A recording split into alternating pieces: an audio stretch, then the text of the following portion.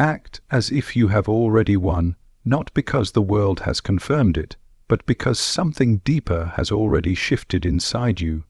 Long before victory appears on the surface of life, it is decided in the hidden chambers of the psyche. Every outcome you call destiny first lived as an image in the mind, a quiet agreement between your inner world and the unknown forces shaping your path. When you act as if you have already won, you stop negotiating with doubt. Doubt is not a sign of intelligence. It is often the echo of old fears that were never questioned. These fears speak in familiar voices, telling you to wait, to be cautious, to demand proof before belief. But transformation never waits for permission. It arrives the moment you begin to behave differently, even while uncertainty still surrounds you. The mind does not distinguish clearly between what is imagined with conviction and what is physically real. When you embody the posture, the discipline, and the calm of someone who has already succeeded, your inner world reorganizes itself around that identity.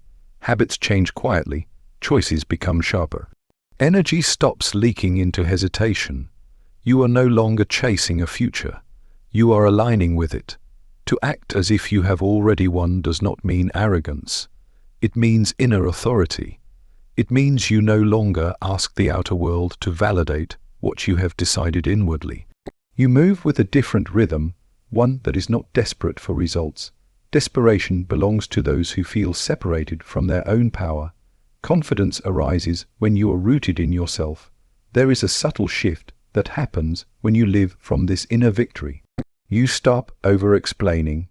You stop proving. You stop reacting to every opinion that crosses your path. Your silence becomes stronger than noise because it is grounded in certainty. People may not understand it, but they will feel it. The unconscious always recognizes authenticity.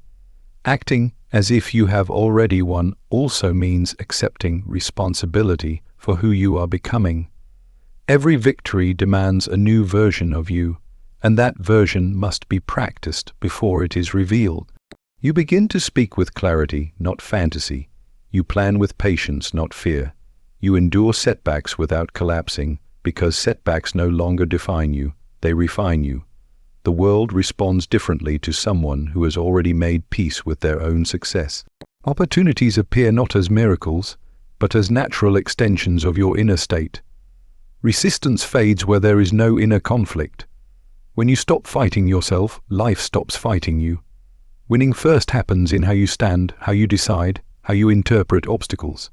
When challenges arise, you no longer ask, "Why is this happening to me?" You ask, "What strength is this calling out of me?" This question alone separates those who wait for fate from those who shape it.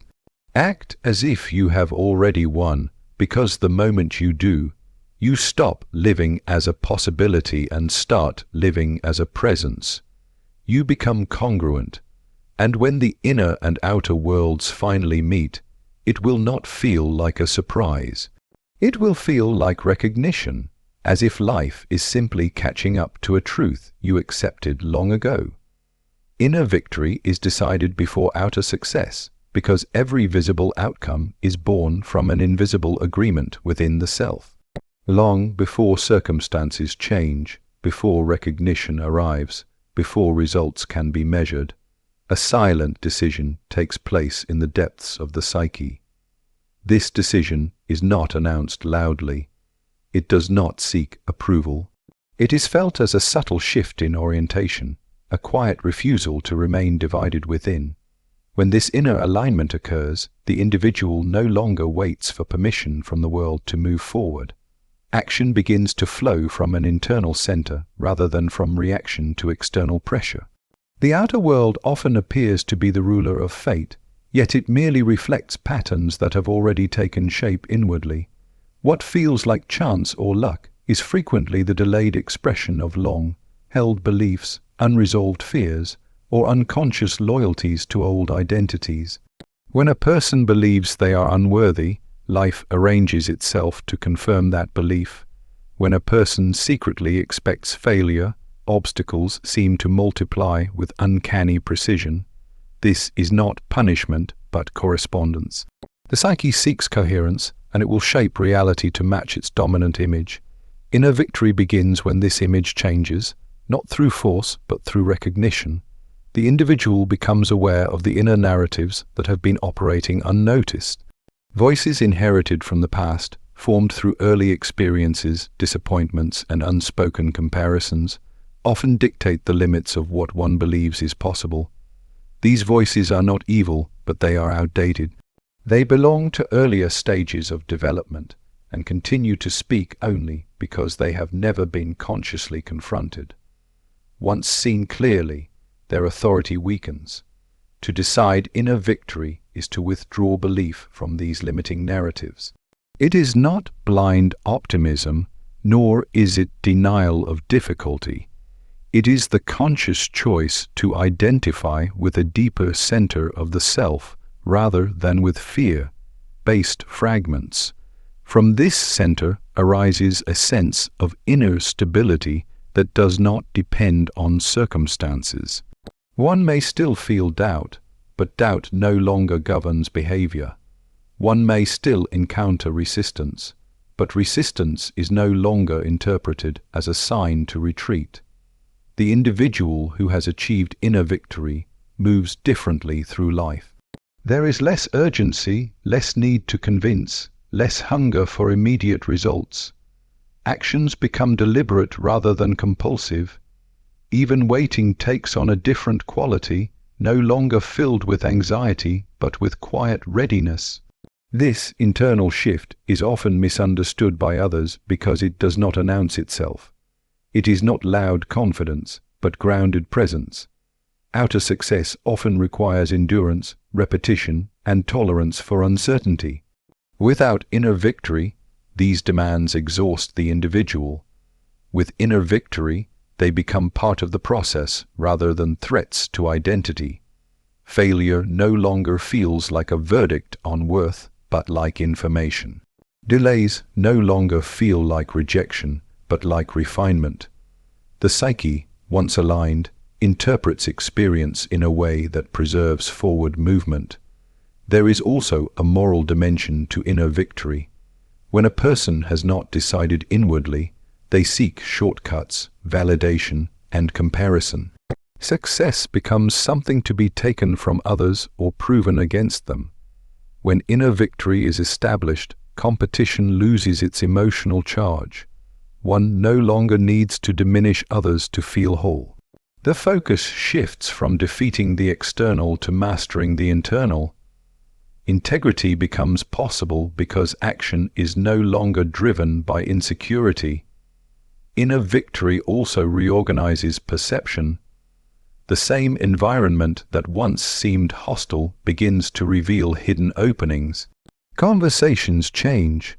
People respond differently, not because they are consciously aware of the shift, but because they sense coherence. The unconscious communicates through tone, posture, timing, and silence. When these are aligned, interactions become smoother, resistance softens, and opportunities appear where none were visible before. This does not mean life becomes easy. Difficulty remains, but its meaning changes. Challenges are no longer interpreted as proof of inadequacy. They are experienced as initiations, demanding the emergence of capacities that have not yet been fully embodied. Each obstacle calls forth a deeper layer of the self, one that could not emerge without pressure. In this way, outer difficulty becomes the sculptor of inner strength. Inner victory also requires reconciliation with one's shadow, the parts of the self that were rejected or denied. Many people unconsciously sabotage success because it threatens identities built around struggle, humility, or belonging. To win outwardly may feel like betrayal of family, culture, or past versions of the self. Inner victory involves acknowledging these conflicts without being ruled by them. It allows the individual to carry the past without being confined by it. When inner victory is absent, the individual oscillates between hope and despair, confidence and self-doubt, depending on external feedback. When it is present, emotional fluctuations still occur, but they no longer determine direction. The person continues forward even while feeling uncertain. This persistence is often mistaken for courage, but it is actually coherence.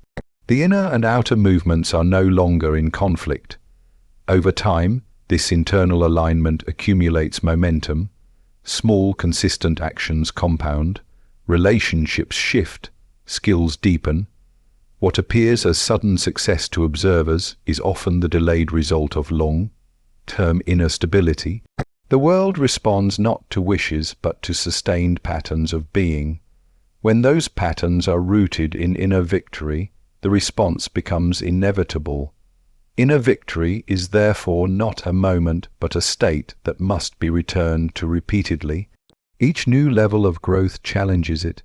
Each expansion demands a renewed decision to trust the deeper self rather than retreat into familiar fear. The process is cyclical, not linear. With each cycle, the individual becomes more whole, less fragmented, less dependent on external confirmation. Outer success, when it arrives, does not feel like conquest. It feels like alignment made visible. There is recognition rather than surprise, as if something long known has finally taken form. The individual understands, often without words, that what stands before them was decided long ago in silence, in moments when no one was watching, in choices that seemed insignificant at the time, in the steady refusal to abandon the inner center, even when the outer world offered no guarantee. Identity shapes behavior before results appear, because every action emerges from an internal image of who one believes oneself to be. Long before a person chooses a path, speaks a word, or takes a risk, the psyche has already answered a silent question. Who am I allowed to be? This answer is rarely conscious. It is formed through years of experience, repetition, and emotional imprinting, gradually solidifying into an identity that feels natural, even when it is limiting. Behavior does not originate from willpower alone, but from loyalty to this internal image. Most people attempt to change outcomes without examining the identity that produces them. They focus on techniques, strategies, and external adjustments, hoping for different results while unconsciously preserving the same self-concept. When identity remains unchanged, behavior eventually returns to familiar patterns, regardless of temporary motivation. The psyche seeks consistency. It will sabotage actions that threaten its established image, even if those actions promise improvement. Identity operates like an internal boundary. It determines what feels possible, what feels uncomfortable, and what feels forbidden. A person who identifies as someone who struggles will unconsciously recreate struggle, not because they desire suffering, but because success would require becoming unfamiliar to themselves. Comfort is not found in ease, but in the known. The known, even when painful, feels safer than transformation. Before results appear, identity expresses itself in subtle ways.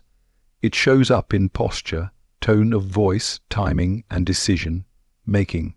It influences how long one persists, how one responds to rejection, and whether one interprets obstacles as signs to continue or to retreat. Two individuals can face the same challenge and respond entirely differently, not because of intelligence or resources, but because of who they believe themselves to be in relation to difficulty. Changing identity is not an act of imagination alone. It requires conscious participation in new patterns of behavior, even when they feel artificial at first. When a person begins to act in ways that contradict their old self-image, discomfort arises. This discomfort is often mistaken for failure or inauthenticity, but it is actually a sign of growth. The psyche resists change not because it is harmful, but because it disrupts coherence. Identity evolves through repeated experiences that contradict old assumptions. Each time an individual behaves in alignment with a higher or more expansive self-concept, the psyche takes note. Gradually, the internal image adjusts. Confidence emerges not as a sudden realization, but as accumulated evidence. Over time, what once felt forced begins to feel natural, and behavior flows with less resistance. Results lag behind identity because the outer world responds slowly to internal change. This delay tempts many to abandon their efforts prematurely. Without immediate feedback, doubt resurfaces, urging a return to familiar roles. Those who persist understand that identity must stabilize before results can crystallize. They continue acting from the new self-concept even when the environment has not yet reflected it back. Identity also determines what one notices. Perception is selective, guided by internal expectations. A person who sees themselves as capable will notice opportunities where others see risk. A person who identifies with limitation will overlook openings even when they are directly available. This selective perception reinforces identity, creating a self-sustaining loop. What is noticed influences behavior, behavior reinforces belief, and belief strengthens identity. Social environments play a powerful role in maintaining identity. Families, cultures, and peer groups often unconsciously enforce roles to preserve balance. When an individual begins to change, resistance may appear in subtle forms such as doubt, ridicule, or concern. This resistance is not always malicious. It reflects the discomfort others feel when familiar patterns are disrupted. To persist in identity transformation, one must tolerate misunderstanding and remain anchored internally. Identity is also shaped by unexamined emotional memories. Past failures, humiliations, or losses can crystallize into defining moments that silently dictate future behavior. These moments create internal conclusions about what is safe, what is possible, and what must be avoided. Unless brought into awareness, they continue to govern behavior long after their relevance has passed. Transformation requires revisiting these memories not to relive pain, but to reinterpret meaning. When identity shifts, effort decreases. Actions that once required discipline begin to feel self-evident. The individual no longer debates whether to show up, speak clearly, or persist through difficulty. Behavior aligns automatically with the new self-image. This is why lasting change feels effortless in hindsight. It is not that obstacles disappeared, but that resistance within dissolved. Results eventually emerge as confirmations of identity rather than causes of it. Success does not create confidence, it reveals it. Stability does not produce discipline, it reflects it. The outer world mirrors what has already become stable within. When results finally appear, they feel unsurprising, even mundane, because they match an internal expectation that has been quietly established over time. Identity continues to evolve across life stages. Each expansion brings new challenges that question the current self-concept. Growth requires repeated willingness to release identities that once served a purpose but have become restrictive. Holding on to an outdated identity can be more damaging than failure because it limits potential before action even begins. Those who understand the primacy of identity focus less on forcing outcomes and more on embodying the qualities required for them. They ask not only what must be done, but who must be lived as. This orientation shifts effort from external control to internal alignment. Behavior becomes an expression rather than a struggle, and results follow as a natural consequence of sustained congruence between self-image and action. Confidence comes from alignment, not validation, because the psyche stabilizes only when inner values, intentions, and actions move in the same direction. Validation is external by nature, temporary and conditional, granted or withdrawn based on circumstances, opinions, or outcomes. When confidence depends on validation, it rises and falls unpredictably, leaving the individual in a constant state of adjustment, scanning the environment for cues about how to feel about themselves. This creates inner fragmentation, where the sense of self is outsourced to forces beyond one's control. Alignment, by contrast, is an internal agreement. It occurs when what one thinks, feels, and does are no longer in conflict. This state does not eliminate doubt or fear, but it prevents them from governing behavior. A person may feel uncertain and still act decisively, because action is guided by values rather than emotional comfort. This internal coherence produces a quiet steadiness that does not require applause to sustain it. Many people mistake confidence for certainty or boldness. In reality, confidence is often calm and understated. It does not announce itself or demand recognition. It reveals itself through consistency, through the ability to remain grounded in the face of both praise and criticism. When alignment is present, external reactions lose their power to destabilize. Praise is received without inflation, and criticism is considered without collapse. Validation seeking behavior often develops early in life as a survival strategy. Approval from caregivers, teachers, or peers becomes associated with safety and belonging. Over time, this strategy solidifies into a pattern where self-worth is measured by external response. While adaptive in early stages, this pattern becomes limiting in adulthood, where authentic expression often requires risking disapproval. Confidence rooted in validation cannot survive this risk. Alignment can. Alignment demands honesty with oneself. It requires acknowledging personal values, desires, and limits without distortion. Many people avoid this process because it threatens existing roles and expectations. To align internally may mean disappointing others or stepping away from familiar identities. The discomfort of this transition is often misinterpreted as a lack of confidence, when it is actually the friction of growth. When a person acts in ways that contradict their inner values, confidence erodes even if the external response is positive. Success achieved through self-betrayal carries an invisible cost. There is a subtle sense of emptiness, a feeling that something essential has been compromised. Over time, this dissonance manifests as anxiety, restlessness, or a vague dissatisfaction that cannot be explained by circumstances alone. Alignment restores confidence by restoring integrity. Confidence born from alignment does not require constant affirmation because it is self-reinforcing. Each aligned action strengthens trust in oneself. This trust accumulates quietly, forming a stable foundation that supports risk-taking and resilience. When setbacks occur, the individual does not interpret them as personal failures, but as part of a larger process consistent with their values. This perspective preserves forward momentum.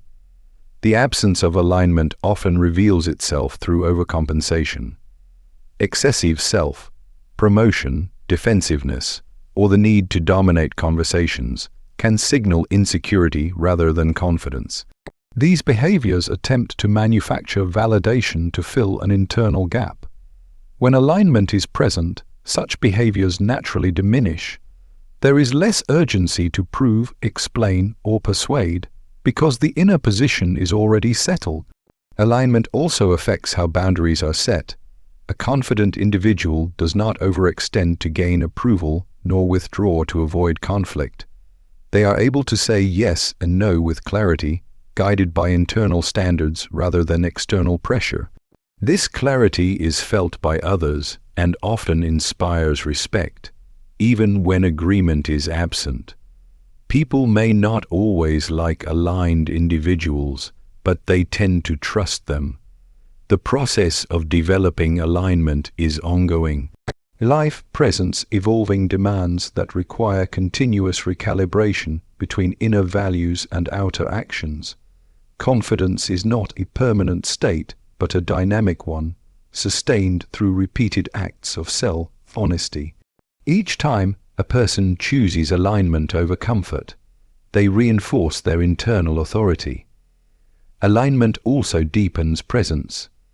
When one is not preoccupied with how they are being perceived, attention returns to the present moment. Listening improves, speech becomes more precise, actions become more intentional. This presence enhances effectiveness in all areas of life, from relationships to creative work, without the need for performative confidence. In environments that reward conformity or constant comparison, maintaining alignment can be challenging. External metrics of success may conflict with internal values, creating pressure to compromise. Confidence rooted in alignment provides the strength to tolerate temporary loss of approval in service of long-term integrity. This strength often appears as resilience, but it is grounded in self-respect. Over time, alignment reshapes identity. The individual becomes known not for what they project, but for what they consistently embody. Their confidence is recognized not as bravado, but as reliability. Others sense that this person can be trusted to act in accordance with their principles, even under pressure. This trust extends inward as well, forming a stable relationship with oneself. Validation will always exist, and it can be appreciated without being depended upon. When confidence is grounded in alignment, validation becomes information rather than nourishment. It can guide improvement without determining worth. The individual remains anchored internally, capable of growth without losing self-coherence. Confidence that arises from alignment is resilient because it is not built on changing conditions. It does not collapse when recognition is absent or when outcomes are uncertain. It endures because it is rooted in a lived agreement between intention and action, sustained quietly through daily choices that honor the deeper self rather than the shifting expectations of the world. Obstacles refine the self that is becoming, because resistance is not merely something to overcome, but something that shapes form like pressure shaping stone. Without resistance, identity remains abstract, untested, and fragile. It is through confrontation with limits that the psyche discovers its actual strength. Every obstacle introduces tension between who one has been and who one must become in order to continue. This tension is not accidental. It is the mechanism through which transformation occurs. Many experience obstacles as interruptions to progress, interpreting difficulty as evidence of error or misalignment. Yet difficulty often appears precisely when an old structure of the self can no longer support forward movement. What feels like obstruction is frequently an invitation to reorganize internally. The psyche responds to challenge by activating latent capacities that would otherwise remain dormant. Without necessity, potential sleeps. An obstacle exposes unconscious dependencies. It reveals where one relies on comfort, approval, certainty, or control. When these supports are removed, anxiety arises, not because one is incapable, but because identity has been built around conditions that no longer exist. The discomfort signals that the self is being asked to expand beyond familiar boundaries. Avoiding this discomfort preserves the old self. Entering it allows the new one to take shape. Refinement implies removal as much as addition. Obstacles strip away illusions about strength, patience, and intention. They confront the individual with inconsistencies between self, image, and behavior. This confrontation can be humbling, even painful, but it is clarifying. The parts of the self that cannot withstand pressure reveal themselves as constructs rather than foundations. What remains begins to feel more solid, more reliable. Resistance also sharpens perception. When movement is easy, awareness often dulls. When movement is challenged, attention intensifies. The individual becomes more present, more deliberate. Choices are no longer made automatically. Each step requires consideration, and in this process, values become clearer. What matters is distinguished from what merely filled space. Obstacles often repeat until their lesson is integrated. Similar patterns appear in different forms, relationships, or circumstances, giving the impression of misfortune or stagnation. In reality, repetition signals unfinished internal work. The psyche seeks completion, not punishment. Once the underlying conflict is addressed, the obstacle either dissolves or loses its power to disrupt. What once blocked progress becomes irrelevant. There is a developed mental intelligence embedded in difficulty. Challenges arrive proportionate to capacity, even when they feel overwhelming. They demand growth without providing a map. This absence of clear direction forces reliance on inner resources rather than external instruction. Through this reliance, trust in oneself deepens. The individual learns not by theory, but by lived experience. Obstacles refine emotional regulation. Under pressure, reactive patterns surface. Anger, avoidance, self-doubt, or blame reveal themselves with clarity. These reactions are not failures but signals. They indicate where emotional maturity is incomplete. By observing rather than acting from these reactions, the individual gains freedom.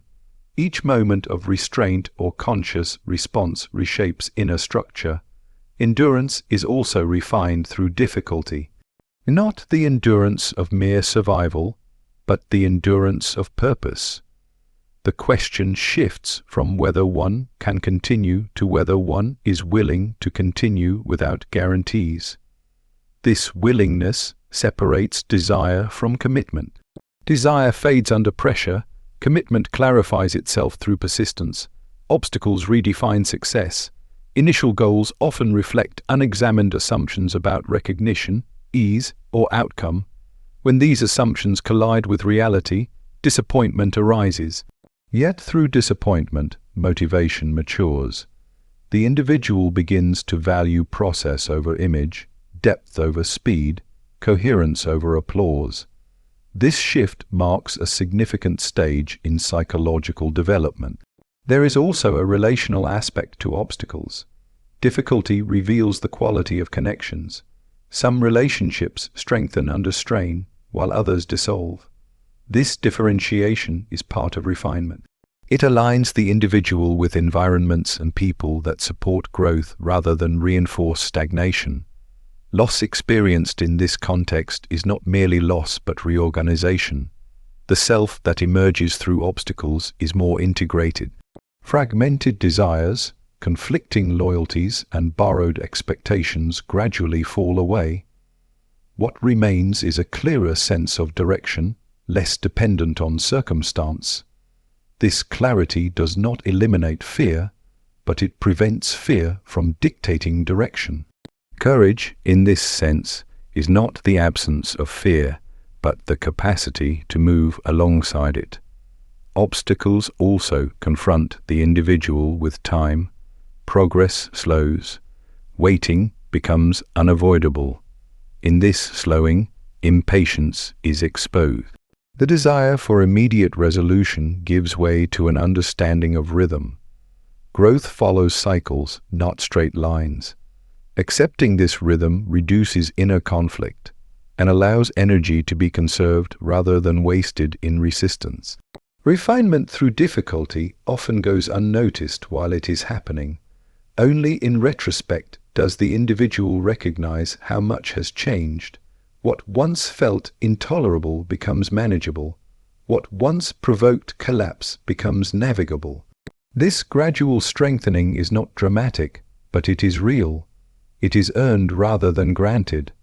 The refined self carries a different posture toward life.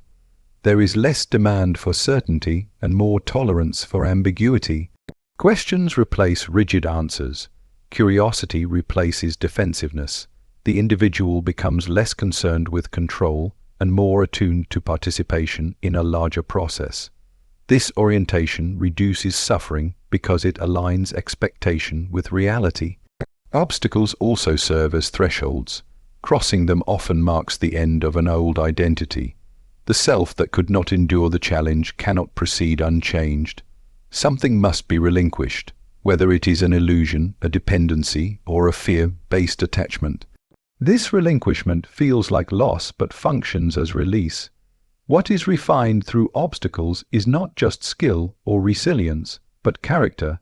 Integrity is tested when shortcuts appear. Patience is tested when progress stalls. Honesty is tested when self-deception offers comfort. Each choice made under pressure leaves an imprint. Over time, these imprints form a stable inner structure that can support greater responsibility. The self that is becoming is not revealed through ease, but through engagement with difficulty. Obstacles are the medium through which this becoming takes shape. They are not signs of being off path, but indicators that the path demands more of the self than before. To meet this demand is to participate consciously in one's own formation, allowing pressure to sculpt depth, allowing resistance to sharpen clarity, allowing difficulty to transform potential into lived reality, without the need for external confirmation or final assurance.